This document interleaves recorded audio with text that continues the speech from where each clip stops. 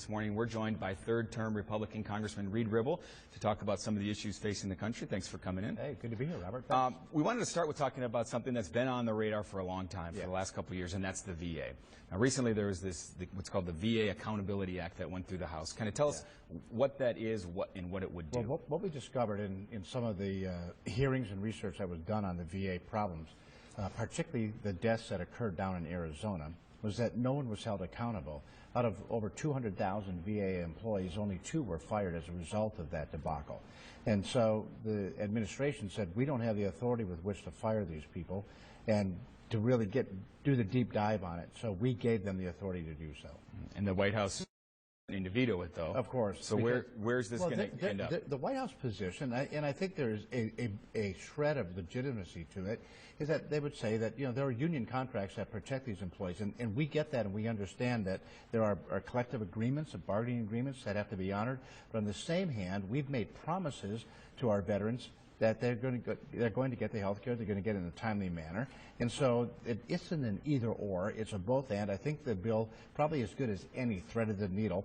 We'll see what the Senate does with it, because it'll have a bit more Democratic influence to it, and then we'll see what comes back to us from the Senate. There was just a report last week about the death of a veteran at the Toma Clinic. I know that's outside of your district, but that highlights just the problems within the VA. And what do you see as the problem? Is it a lack of empowerment at local facilities? Is it the structure itself? I think it's the structure itself. This is a massive federal bureaucracy that it doesn't seem to matter who's at the head of it. They've not been able to drive down into the core facilities some area of accountability and responsibility.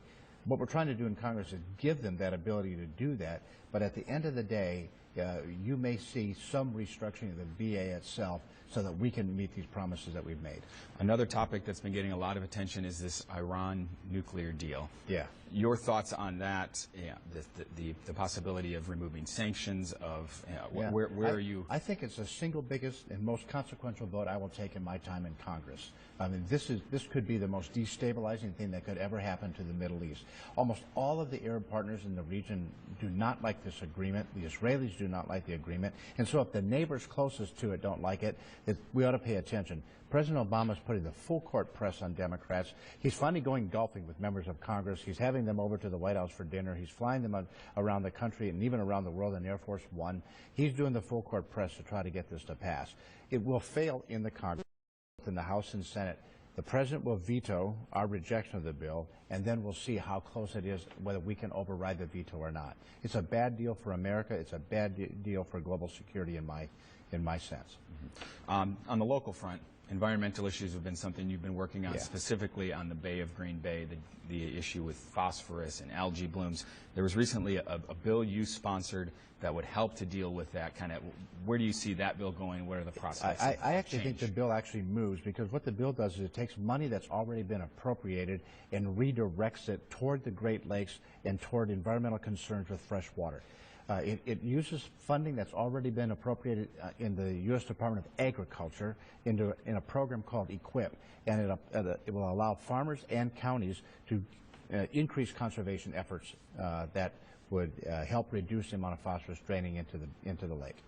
I'd be remiss not to ask about the presidential race, since that is dominating circles, especially Republican circles, with 17 candidates. Scott Walker, I know you've talked about, he's kind of the horse you're backing at this point. Your thoughts on the debate that happened about a week or so ago? Scott Walker kind of took a dip in some of the polls, and then your comments on Donald Trump as well. Well, my take on Donald Trump is I don't think it's the least bit productive to have this very cynical attack dog type of language and this negative approach to politics. I've rejected that ever since I've run for the first time.